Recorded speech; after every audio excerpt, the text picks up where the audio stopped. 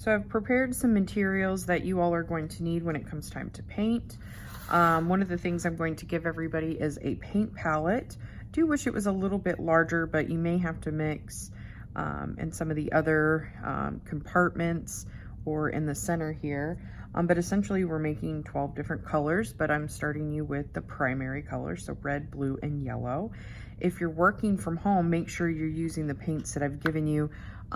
Just because if you're using maybe some paints that you have at home, what I do worry about is the type of blue or red especially that you're using. Sometimes the reds that people have at home is a general red, but sometimes it could have a little bit of an orange tone to it.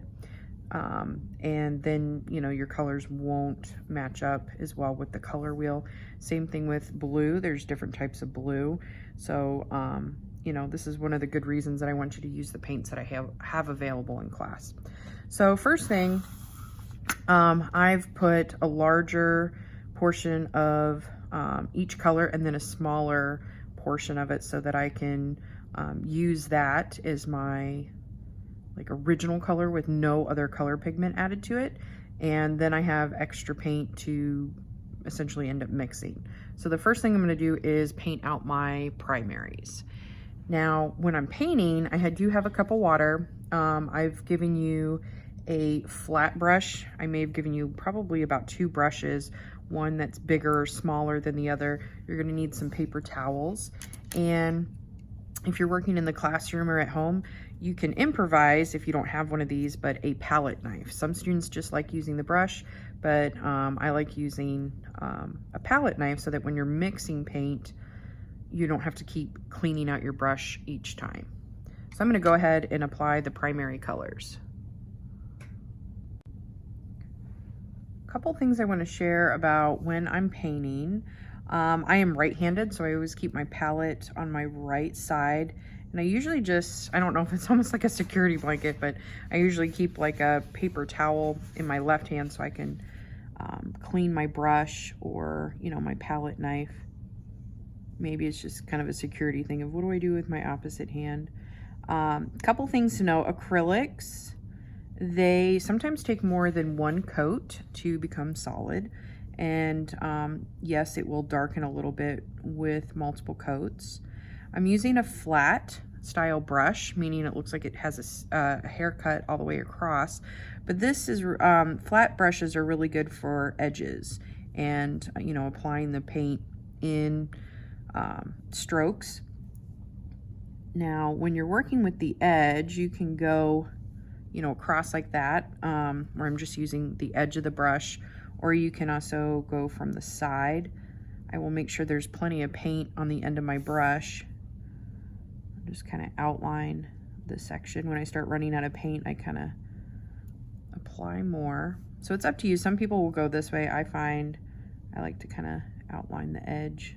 Make sure I have plenty of paint on the end of my brush, but not so much that I'm getting globs, like on the end of my brush right here. So I'm not gonna touch the edge until I blend it out. And if you're, you know, when you're thinking about your work surface and keeping it clean, I usually put scrap paper on the end. You're probably going to be working in your sketchbook. So maybe you put some scrap paper behind it for those edges so you're not making a big mess. Don't be afraid to turn the paper. If I had it the other way, I would be crossing over my work, and I don't want to do that because then I could end up smearing it. I'm just kind of working around my design, but the good thing is this is going to be painted black, and the black paint that I have will cover all of these colors. So if you go outside the lines, no fear, it's going to cover it. So I'm just trying to go in the same direction so I can kind of blend out my brush strokes. That way, if they do show, it's not going to look messy. And I see a lot of people that go in different directions. If you're trying to blend it out, you want to go in the same direction. I'm not working against the hairs of my brush. If you start doing that, you're gonna, you know, kind of ruin the brush a bit, break off some of the hairs or get them kind of tangled a little bit.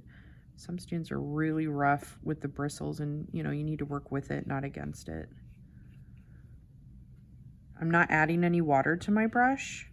Otherwise, I'm going to get more of like a watercolor. It's going to make it really hard to get this blue to appear solid. So before I start adding more coats, I'm going to let it dry. And that way I can add more paint. If you don't let it dry and you start adding more paint, sometimes as you're applying the brush strokes, it's going to want to pull up the old paint. And some people think that if I just put really thick layers, that's going to cover it the first time, but that's not how it works. So you put a thin layer, you know, blend it out so you don't have those brush strokes, let it dry, and then put a second layer if needed. So I'm going to go ahead and clean out my brush. I just use my cup and kind of clean it at the bottom of the cup till all the paint comes out, and then blot it with a paper towel.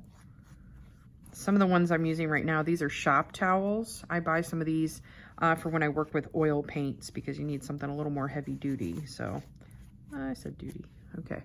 So I'm drying that, and I'm not, you know, taking the paintbrush and just like, you know, pulling at the bristles. You want to be delicate with it. I just kind of turn it over and blot it dry and put it off to the side. Now, if I'm going to use it again, that's fine. But if I'm not going to use it, it's good to clean your brush and not leave it in the water. What happens is the glue that's holding the bristles in place, that water starts to soften it, and then your paintbrush starts losing all its hair. So I'm pretty uptight about that because, you know, you want to use supplies that's in good shape. So once you clean it, put it off to the side instead of leaving it in the cup. So I would start working with some of my other primary colors, but let's skip ahead and talk about the mixing part of this project.